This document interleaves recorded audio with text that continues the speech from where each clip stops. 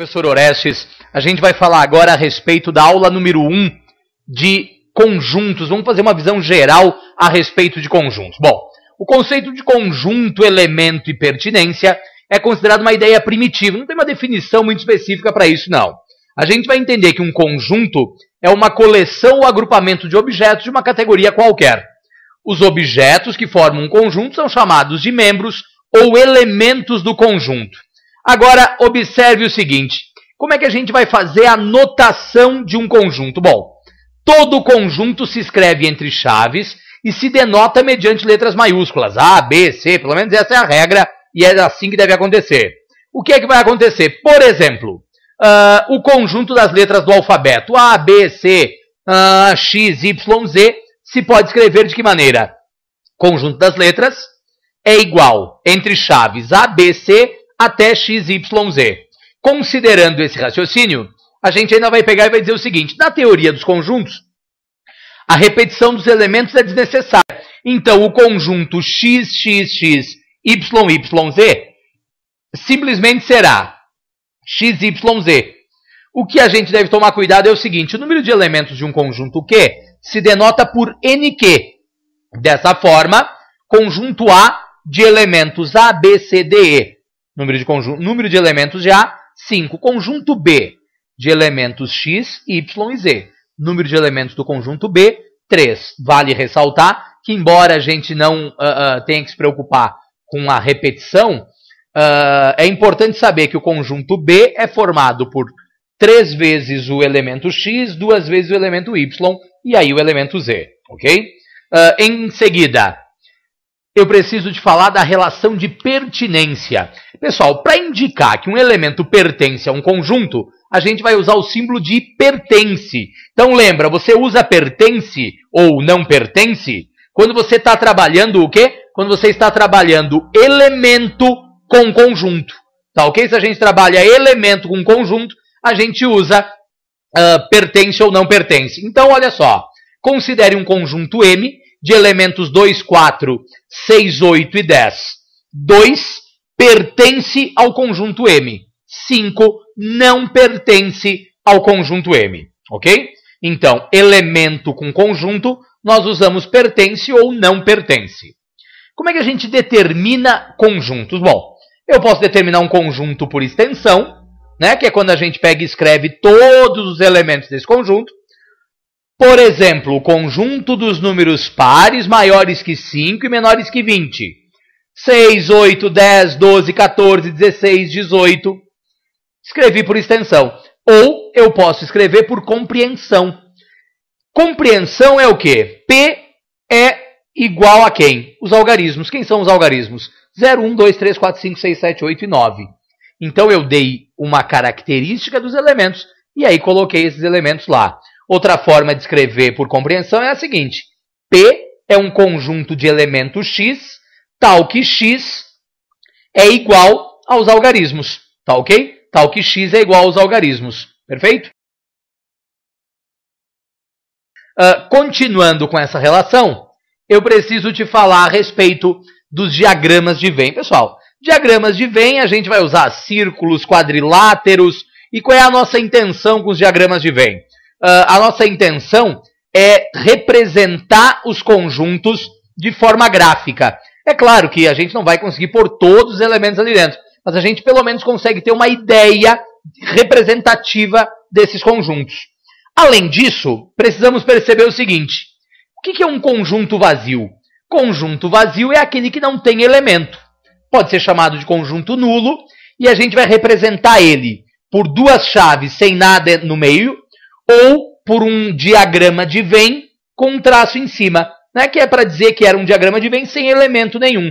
Tá ok? Então, conjunto vazio ou conjunto nulo. Conjunto nulo não é muito usado, tá? O mais comum é conjunto vazio mesmo. O que mais a gente precisa falar? Precisamos falar das relações entre conjuntos. E a principal relação entre conjuntos é o seguinte, inclusão. A gente vai dizer que um conjunto A está incluído ou contido em um conjunto B, se cada elemento de A também for um elemento de B. Então eu te digo que A está contido em B. A gente lê o quê? A está incluído em B, A é subconjunto de B, A está contido em B ou A é parte de B. Tá ok? Temos várias opções ali de leitura. E a representação gráfica está lá, ó. Através de diagramas de Venn, eu tenho um conjunto B e dentro desse conjunto B nós temos um conjunto A. Ok? Temos um conjunto B e um conjunto A. Legal? Tá lá. Agora, pensando nisso, preste atenção às propriedades. Todo conjunto está incluído nele mesmo. Um conjunto A está contido em A. O conjunto vazio está incluído ou contido em qualquer conjunto. A está incluído em B, equivale a dizer que B inclui A.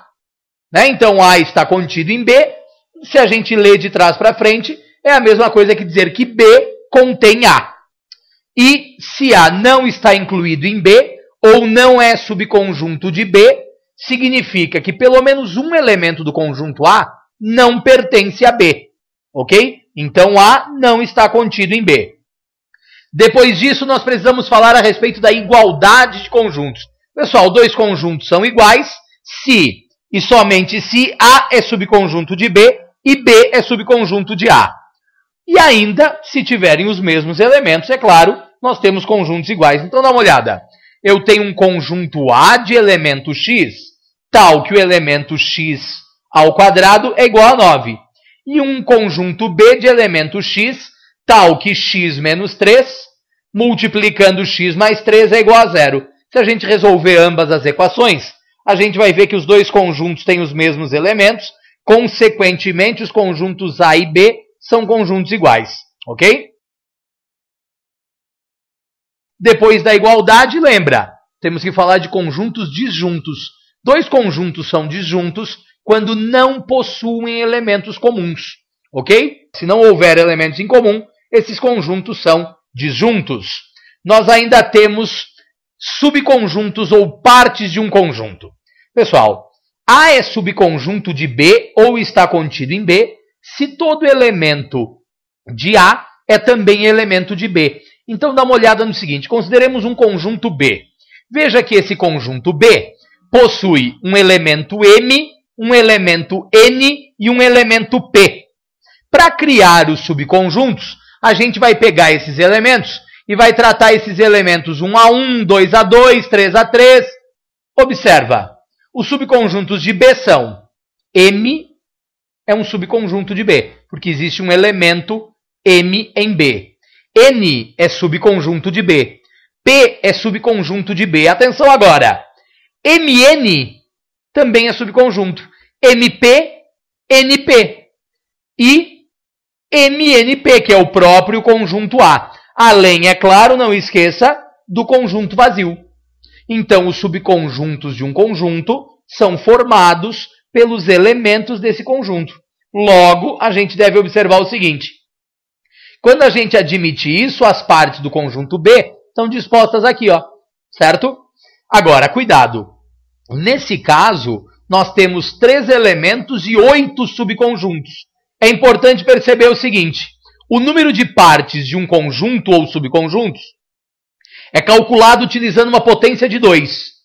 Quer dizer o seguinte, o número de partes de um conjunto A é 2 elevado a n, onde o n representa o quê? O n representa o número de elementos do conjunto A. Ou seja, no exemplo B, eu tenho ali, no exemplo dessa ideia, eu tenho ali, admita um conjunto B de elementos MNP. Quantos elementos ele tem? 3. Logo, o número de partes do conjunto B é 2 elevado à terceira. O número de partes do conjunto B é igual a 8. E conforme a gente viu antes, então aqui, ó, os 8 subconjuntos de B. Perfeito? Lembre-se que conjunto vazio é diferente de conjunto vazio entre chaves. Lembre-se que conjunto vazio não pertence a conjunto. Conjunto com conjunto nunca pertence. Conjunto vazio está contido no conjunto vazio.